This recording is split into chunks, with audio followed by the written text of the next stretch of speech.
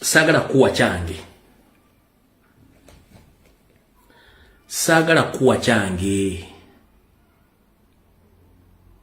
Sagala kuwa kyange mwangu obudde tulina butono.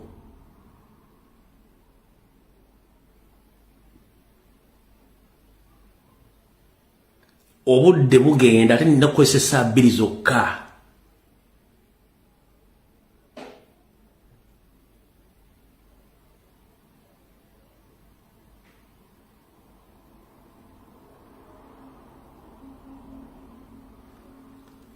Kale kamba nnyonnyole wano kyebayita military drill kyekino wano ka kiba nnyonnyole. Military drill mu lulimi olw'ekisirikale olutuufu kitegeeza kintu kinene nnyo. Amagye okwegezaamu kituyita military drill, omuli okugezesa efu bagenda okulwanira ebyokulwanyisa byennyini, bagenda bikola batya, bagenda kwatakinga batya omule, bagenda kukola buli kimu ekyo bayita military drill. Wabula drill endala yandibadde nga dduyiro oba kyetuyita exercise. Kati yono musera kawa educate kawa tebayina misango gye basooka kuteeka ku baana baffe, bo ne bateekako emisango nti military drill. Kati wulira kye bayita military drill kikunyonyola mu Gola Moses. A military drill is a preparation of soldiers for performance of their duties in peace or war through the practice and rehearsal of the prescribed movement. In a political sense, drill considered as consolidated soldiers into battle formation and familiarization them with weapon. Kati kyemba nyonyodde wali nti kyebayita military drill mu magye kitegeeza okutandika okweteekateeka kyetuyita formation, okukwata ebifo ebyokulwanyisa mugenda okukozesa nabyo binyino bigezesa okumanya abale mugenda okulwanyisa mugenda kukola ki kyetuyita military drill. Kati ono omusango bataddeko nti unlawful military drill ye birthday ya president eyali ekavule ye Muhoozi ne banne baserekaawo gye bataddeko nti yali military drill eno.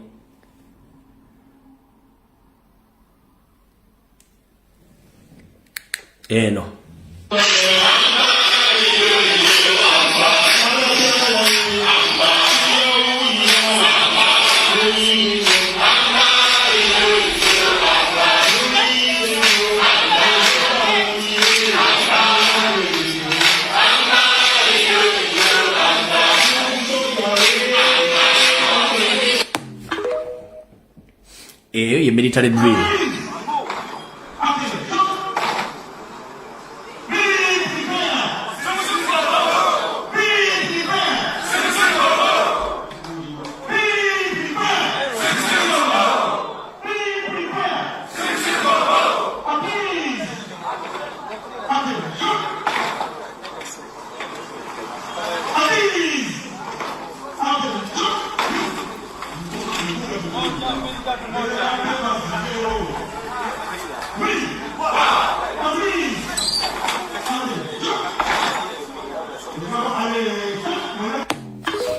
Kati dere drinking in general family yamwe. There is a difference between a military drill and exercise. Those were exercise which are applicable to human beings. Any human being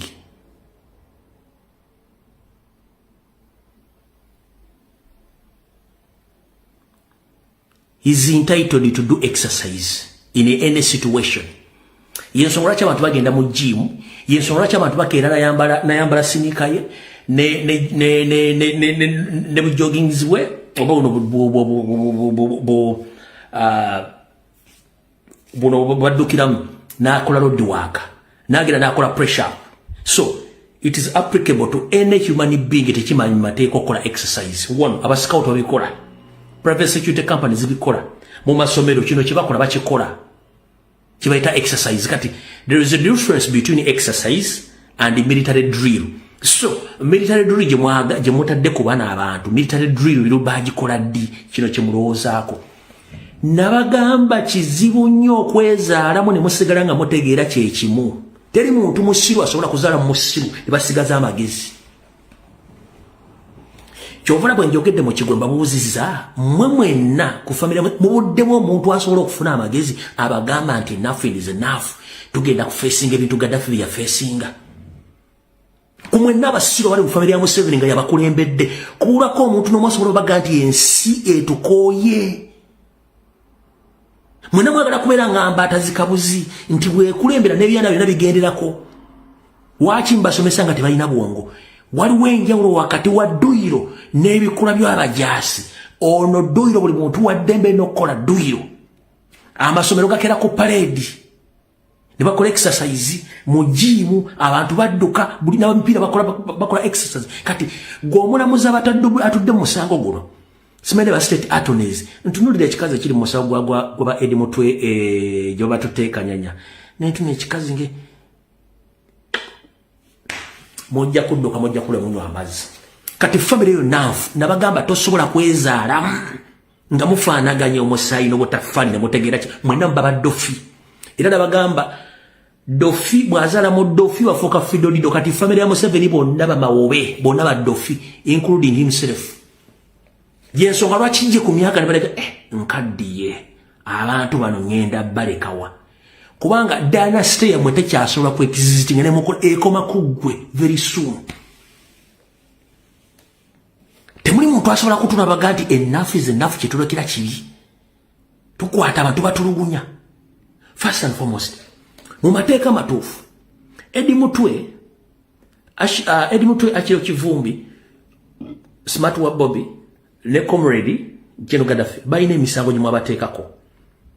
egy'okubba amasweta egy'okubba ssente n'obusimu emisango egyo gye badde babaleetedde mu kkooti okufuna bail muwulira bulungi nnyo tiye era kkooti etudde bulungi nnyo ne bawuliza okusaba kw'abalwe ba national platform ne bateeka empapula zaabwe zonna omulamuzi n'akuba ennyo naga nti kkooti egaddwawo tujja kudda n'okulira application zammwe ng'enaku z'omwezi 22 owulira kitegeeza nti abasibe babadde mu mikono gya prison ng'erina batwala mu kkomera gye babajje kati during the time of chaos during the time ye Muhoozi ne banne badde basetinzedde ekintu okukidnappinga Edi Mutwe n'akirawo kivumbi mu bumenyi bw'amateeka lwaki bumenyi bw'amateeka omuntu yenna bw'abanga alina fayiro endala bafulumya ebbaluwa gye bayita arrest warrant ebbaluwa ekwata omuntu oyo ebbaluwa eyo eva ku poliisi oba esobola okuva mu kkooti abasajja basinga badde mateeka akiriwo kivumbi ne banne babadde mu kkooti badde basobola okuleeta ebbaluwa eyo okuva ku poliisi y'e Masaka oba okuva mu kkooti ne baga nti abantu bano bamala omusango gwe balimu nti babeetaaza ku omusango emulala e Kampala no tewali bo mu nkola yaabwe ya Sera County Educated Cow bazze buzi ne bakidnappinga ne batwala abantu yoga mpaka Kawempe Kanyanya yabaguliddeko omusango ogwo kati njagala kusooka kubuuza Dere Drinking General babano nga amaze obatuusa bwe bate babaleese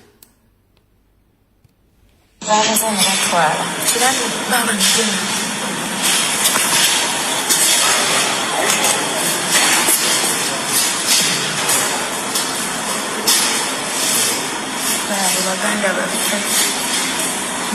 bambi balabika babakomye nga bawonyera kujja badde mukomera nga mulamu bannange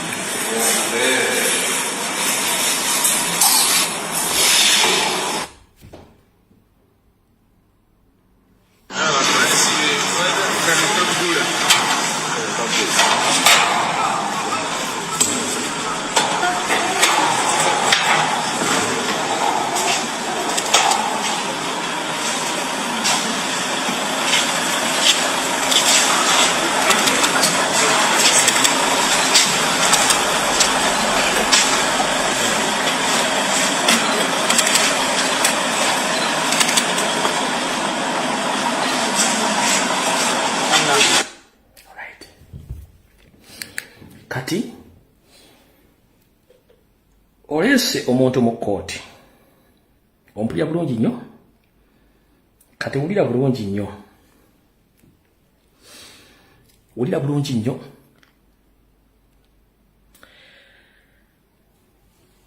omulamuzi atudde mu musango guno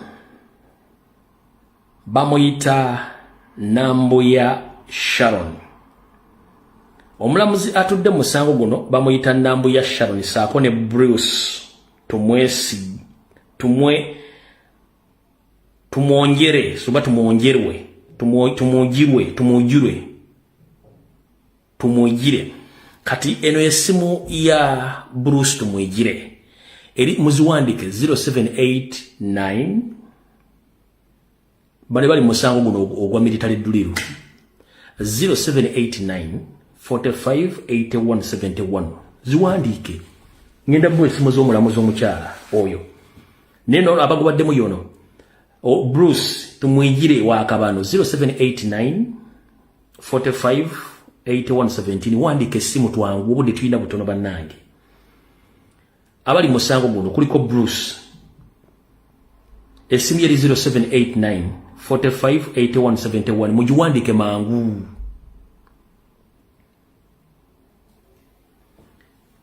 webale nnyo zaamu kati omukyala agulimu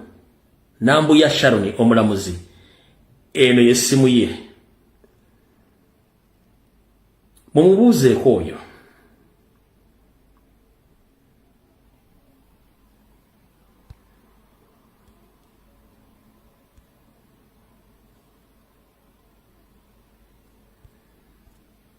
linda katono wano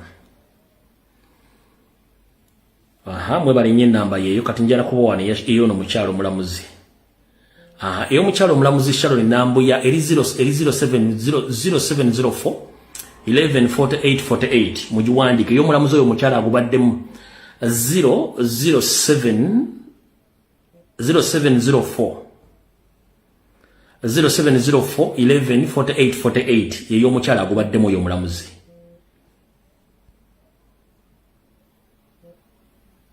mujiwandise eyo mukyalo muzikube mpaka kulya ompozi bazijja kubagende mu MTN eyo mukyalo omulamuzi oyo abadde eri 0704 114848 eri ya Bruce mujimaze mbo ya mukyalo omulamuzi agubaddemu kuno gw'ekisiru 0704 114848 mujiwandike yes bamweya nawe bale nnyo yeyo omulamuzi omukyala agubaddemu awo banvaawo kati katudde wano kati bebabadde mu musango ogwo kati balaki abadde mu musango guno mbwadde esimu ya Bruce tuwongirwe Bruce tuwongirwe omukyalo omulamuzi abaddewo ye Nambuya Sharon kati wulira omusango guno bagubaddemu mbagana omusango baguyita illegal drills abadde musango guno abadde involved kuliko DPC wekawempe kuliko OC CID wekawempe kuliko Director of Operations Franka Mwesigwa mumumanyi Franka Mwesigwa orders from DDG parade ireso buzibu ya birthday ndoza mutegedde kati Genesis kubuyavudde ekibuli mu plan B ya Mpuuga na bedi bwani kano busajja bwe Mengo mukitegedde bulungi nnyo mbaga abadde musango no bonna kuliko DPC wekawempe kuliko OCCID wekawempe kuliko Director of Operation Franka Mwesigwa ku orders za DDG ku parade ya birthday ko basinzidde okukola ki okucharginga ba comrade yabo naye botuna parade eyo Edi Mutoto yaliko gwe baserabidde akire okifumbi teyaliko okitegedde bulungi nnyo kati abo bali babega webintu byonna ebibadde bikola ebibadde bikwasizza ba comrade ababatwala okubateeka eyo kati omuntu ajja kubuuza genda genda kugolola Moses mbagaye mukole ki mugende mukebere kye bayita drill kati njala kubuuza mukulu Didigi ne family zammwe Are your military drill gazetted in the Constitution of Uganda as you stated that it was unlawful? Njala kubuuza. Mwe military drills zamwe ziri recorded and registered in the company registers book nti mwe mwina military drills ezitakolewa abantu ba bulijjo oba exercise Sera cow and educated cow empty head with too much to swigiri. The moment kasaba omuntu ngaira tuno tuswigiri tuno tulingo tumbuzi na kimebe zisabalavu amagezi kwa matono nkubuziza mwe military drills ziri gazetted oba exercise ezikolebwa abantu ba bulijjo ziri gazetted ne register of companies ngai mwagamba nemwe basajja mwe kati singa temwafuna ko sente kugenda kusoma ko kino kitundu kimusomiyeko mwandi badde mutya. Era system sera gaju and educate gaju. Brain is a monkey. Just people, and these are lucky fools who got a chance by use of guns with the help of Baganda to bring them in power. Like all those are lucky fools who are in the state house and government offices. They lack skills of leadership. But they are there in the office. Omuntu muina arrest warrant. Mukuto omuntu ngali mikono ja prison. Ne muntu na moguleke emisango emirala egitali nayo. Awo tetugenda kulwawo. Mutegedde bulungi nnyo kasita mutegedde. Bwe mbazo tegeera lwaki babakutte, ani abakutte, baani abakibaddemu, sawa zabadde mmeka kati mutegedde.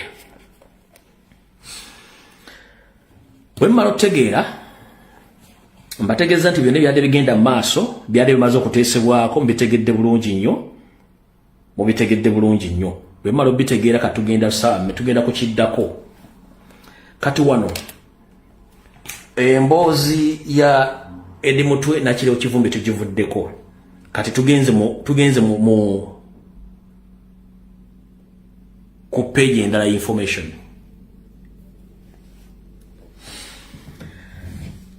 Ekibatiisa bano baagala kusooka kutiisa bantu kunafuya bantu na kutya kikolwa ky'amagye kye bakola kyonna naye nga mbagamba nti wandikola ekintu okulumya omuntu n'owuzikago yambe muyambe ekkiriza buli lunaku bakeera okweyambula ekizibu kye baagala kwata Robert Kyagulanyi Ssentamu kye kizibu kyabwe era kye kizibu kya Muhoozi. By the way, for your information nti n'abakulu mu gavumenti abali mu judicial system ebikoledde olwalo babiwakanyiza okusinzira ku sources zange mu judicial system. Ekikole kikoledde okwata akiri Kivumbi ne Kivumbi ne Edi Mutwe okuba kidnapping okuva ku kote Masaka kivumiriddwa abantu ba individual mu office zaabwe ne bagamba which kind of government is this nenga tebasobola kigamba Nyandwe nenga Nyandwe na mutabani we yetalowozezza nti wakola ekigambo ekyo aba agezaako kuwokya taleka mbabuzi muwambye Edi Mutwe omujja mu kote kibayamba okufuna sympathy mu bantu oba kiyamba